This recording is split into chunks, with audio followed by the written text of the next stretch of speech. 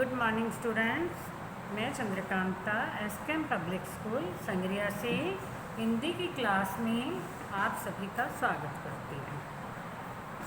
तो बच्चों, आज हम ग्रामर में यानी व्याकरण का एक टॉपिक है मौखिक अभिव्यक्ति। तो उसके बारे में हम आज समझेंगे, क्योंकि आपके एग्ज़ाम में 20 नंबर जो है स्कूल से भेजे जाते हैं ना। एग्ज़ाम देते हो आप जब 10th का 12th का, तो वो 80 मार्क्स का पेपर आता है, तो उसमें 20 नंबर जो हैं वो स्कूल में से भेजे जाते हैं, जिसमें 10 नंबर का परियोजना कार्य होता है।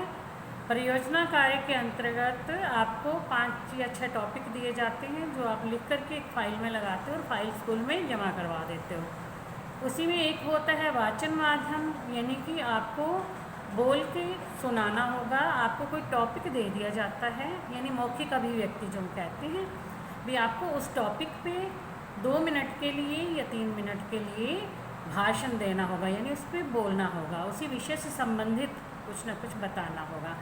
तीसरा आता है श्रवण माध्यम, यानी आपको जो है सामने वाला बोल करके कुछ न कुछ पैराग्राफ पढ़ेगा, आप उसे ध्यान से सुनोगे, उसी पैराग्राफ में से आपसे प्रश्न पूछे जाएंगे और आपको उन प्रश्नों के उत्तर देने होंगे। तो ये 20 नंबर जो हैं आपके स्कूल की तरफ से जाते हैं। परियोजना कार्य 10 नंबर का, 5 नंबर का वाचन और 5 नंबर में श्रवण। तो आज हम करते हैं मौखिक अभिव्यक्ति, यानी कि जो आप बोलोगे, बोल करके हमें सुनाओगे, तो कैसे सुनाओगे। अब देखो, हम सभी जानते हैं कि भाषा में 2 प्रकार की अभिव्यक्ति होती है ना। एक तो होती है मौखिक अभिव्यक्ति और दूसरी होती है लिखित अभिव्यक्ति। ठीक है, बोलने, सुनने तथा समझने के कौशल को मौखिक अभिव्यक्ति के अंतर्गत लेते हैं तथा लिखने, पढ़ने और समझने के कौशल को लिखित अभिव्यक्ति के अंतर्गत लेते हैं।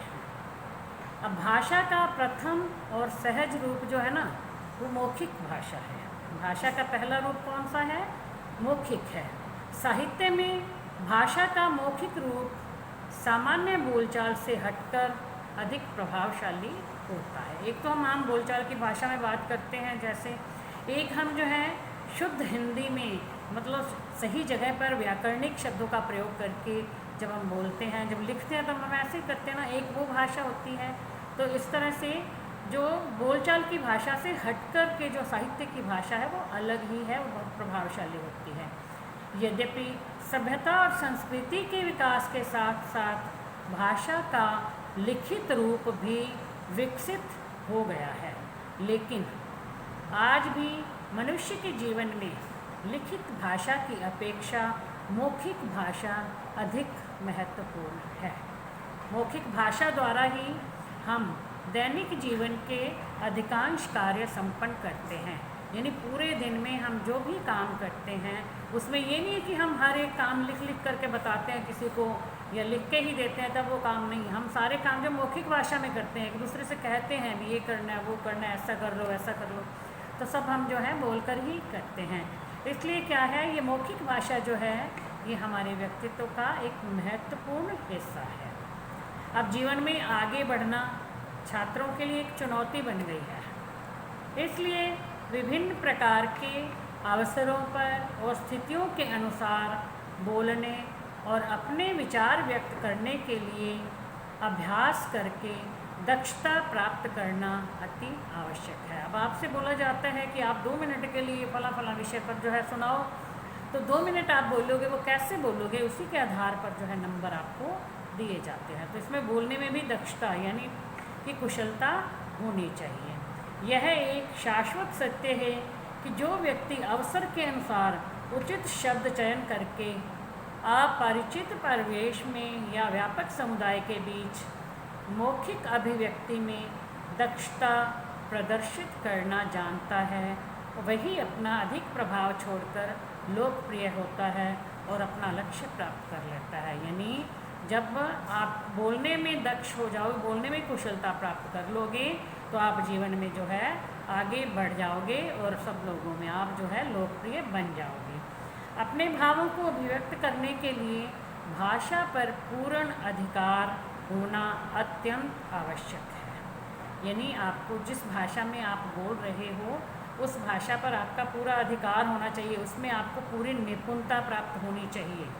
भाषा पर पूर्ण अधिकार होने से हमारा आत्मविश्वास बढ़ता है, और यदि हम उस भाषा में अच्छी तरह से निपुण हैं, हमारे जो अपनी भाषा को बहुत अच्छी तरह से जानते हैं, तब जो है तब हमारा आत्मविश्वास बढ़ जाता है। हमें अपने आप पर पूर्ण विश्वास होता है कि हम जो भी बोल रहे हैं, जो भी कर रहे हैं वो सही है, उसमें कोई गलती नहीं होगी।